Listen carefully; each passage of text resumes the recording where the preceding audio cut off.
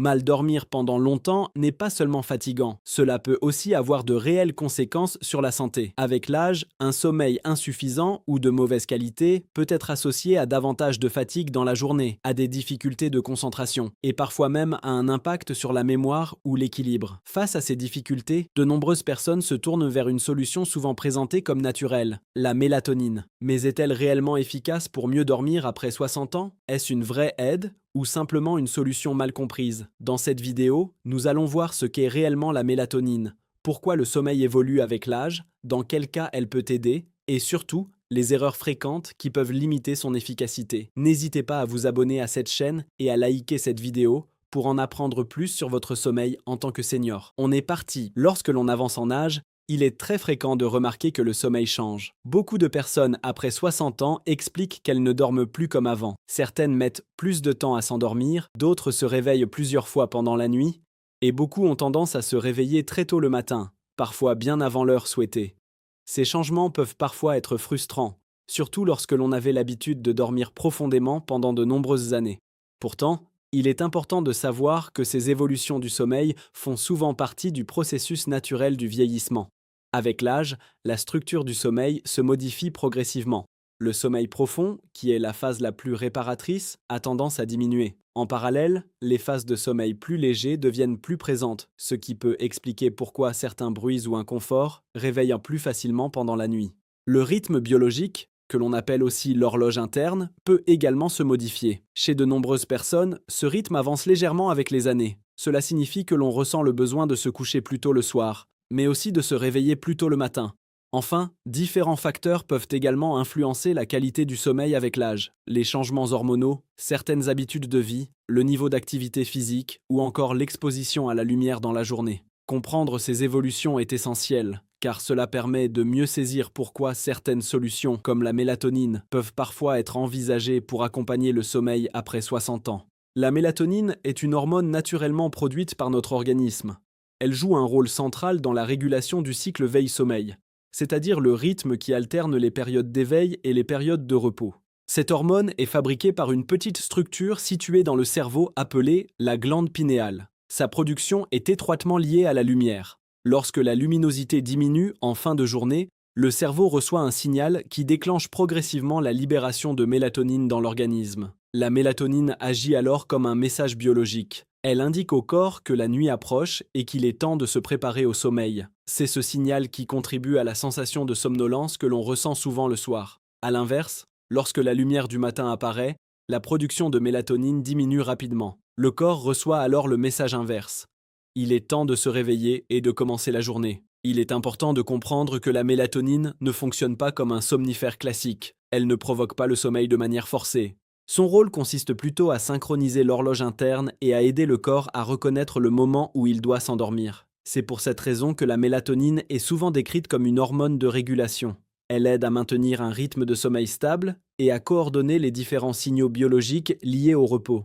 Lorsque ce signal devient moins clair ou moins puissant, l'endormissement peut parfois devenir plus difficile, ce qui explique l'intérêt porté au complément de mélatonine. Avec l'âge, la production naturelle de mélatonine peut évoluer. Chez certaines personnes, cette hormone est produite en plus petite quantité et son signal peut devenir moins marqué qu'auparavant. Cette diminution ne se produit pas forcément de la même manière pour tout le monde. Certaines personnes continuent à produire suffisamment de mélatonine et ne rencontrent pas de difficultés particulières pour s'endormir. D'autres, en revanche, peuvent ressentir davantage de troubles du sommeil, notamment au moment du coucher. Lorsque la production de mélatonine diminue, le message envoyé au corps pour annoncer l'arrivée de la nuit peut devenir moins clair. Le cerveau peut alors avoir plus de difficultés à enclencher naturellement le processus d'endormissement. C'est dans ce contexte que les compléments de mélatonine ont commencé à susciter un intérêt croissant. L'idée est relativement simple. Apporter à l'organisme une petite quantité de cette hormone afin de renforcer le signal biologique qui prépare le corps au sommeil. Pour certaines personnes, cette approche peut faciliter l'endormissement et aider à rétablir un rythme de sommeil plus régulier. Cependant, il est important de garder à l'esprit que la mélatonine n'agit pas de la même manière chez tout le monde. Les difficultés de sommeil peuvent avoir plusieurs causes, et la baisse de production de mélatonine n'est pas toujours le seul facteur en jeu. C'est pourquoi son efficacité peut varier d'une personne à l'autre, selon les habitudes de vie, le rythme quotidien et les caractéristiques propres à chacun. La mélatonine peut être utile dans certaines situations bien précises, notamment lorsqu'il s'agit de faciliter l'endormissement. Certaines personnes ressentent une fatigue le soir, mais ont pourtant du mal à trouver le sommeil une fois au lit. Dans ces cas-là, la mélatonine peut parfois aider à envoyer au corps un signal plus clair indiquant qu'il est temps de dormir. Elle peut également être intéressante lorsque le rythme de sommeil est décalé. Par exemple, certaines personnes ont tendance à s'endormir très tard et à se réveiller tard le matin. La mélatonine peut alors contribuer à réajuster progressivement l'horloge biologique et à retrouver un rythme plus régulier. Dans certains cas, elle peut aussi être utilisée dans une démarche visant à réduire l'utilisation de somnifères. Les somnifères agissent différemment de la mélatonine. Ils provoquent le sommeil de manière plus directe, alors que la mélatonine agit surtout comme un signal biologique. Pour certaines personnes, elle peut donc représenter une alternative ou un soutien dans la gestion du sommeil. Cependant, il est important de rappeler que la mélatonine agit principalement sur l'endormissement. Elle n'est pas toujours la solution la plus adaptée lorsque les difficultés concernent surtout les réveils nocturnes ou un sommeil très fragmenté. Dans ces situations, d'autres facteurs peuvent jouer un rôle important, comme le rythme de la journée, l'exposition à la lumière ou encore certaines habitudes en soirée. C'est pourquoi la mélatonine doit souvent être envisagée comme une aide possible parmi d'autres approches. Même si la mélatonine est largement utilisée pour favoriser le sommeil, certaines erreurs peuvent limiter son efficacité. Beaucoup de personnes pensent qu'il suffit d'en prendre juste avant de se coucher pour que le sommeil arrive immédiatement. Pourtant, la mélatonine ne fonctionne pas exactement de cette manière. Comme elle agit avant tout comme un signal biologique, elle a besoin d'un peu de temps pour envoyer ce message au corps. C'est pourquoi elle est souvent prise un certain temps avant le coucher, généralement entre 30 minutes et 1 heure avant d'aller dormir. Cela permet à l'organisme de commencer progressivement sa transition vers la phase de sommeil. Une autre idée reçue consiste à penser que plus la dose est élevée, plus l'effet sera important. En réalité, ce n'est pas toujours le cas. La mélatonine agit davantage comme un signal que comme une substance qui provoque directement le sommeil. Dans certains cas, des doses modestes peuvent suffire à soutenir le rythme naturel du corps. Il arrive aussi que certaines personnes utilisent la mélatonine de manière irrégulière, par exemple uniquement certaines nuits. Or, lorsque l'objectif est de rééquilibrer le rythme veille-sommeil, une utilisation plus régulière peut parfois être préférable. Enfin, il est important de garder à l'esprit que la mélatonine fonctionne mieux lorsque l'environnement favorise déjà le sommeil. Une lumière trop forte le soir, l'utilisation prolongée d'écrans ou des horaires très variables peuvent perturber les signaux naturels qui aident le corps à s'endormir. Même si la mélatonine peut être utile dans certaines situations, il est important de comprendre qu'elle ne remplace pas les habitudes qui favorisent un bon sommeil. Le fonctionnement de notre horloge biologique dépend en grande partie de notre mode de vie et de la manière dont nos journées sont organisées. Par exemple, l'exposition à la lumière naturelle joue un rôle essentiel. La lumière du matin aide le cerveau à bien synchroniser le rythme veille-sommeil. Passer un peu de temps à l'extérieur dans la journée peut donc contribuer à renforcer ce rythme naturel.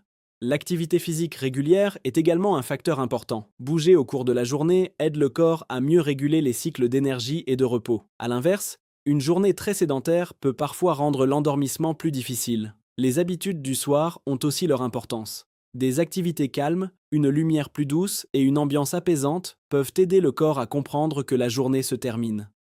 A l'inverse, les écrans lumineux, les stimulations importantes ou des horaires très irréguliers peuvent perturber les signaux naturels du sommeil. Dans ce contexte, la mélatonine peut être envisagée comme un soutien ponctuel pour accompagner le rythme du corps, mais elle fonctionne généralement mieux lorsqu'elle s'inscrit dans un ensemble d'habitudes favorables au sommeil. En combinant une bonne hygiène de vie et une compréhension du fonctionnement du sommeil, il devient souvent plus facile de retrouver des nuits plus paisibles et plus régulières. La mélatonine suscite aujourd'hui beaucoup d'intérêt, en particulier chez les personnes qui rencontrent des difficultés de sommeil après 60 ans.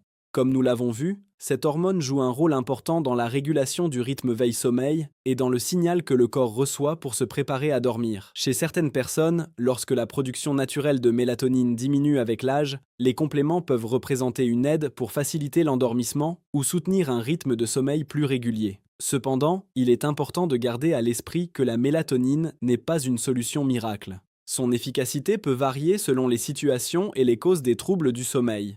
Dans bien des cas, elle agit surtout comme un soutien et fonctionne mieux lorsqu'elle s'accompagne d'habitudes favorables au sommeil, comme un rythme régulier, une exposition à la lumière naturelle et des soirées plus calmes.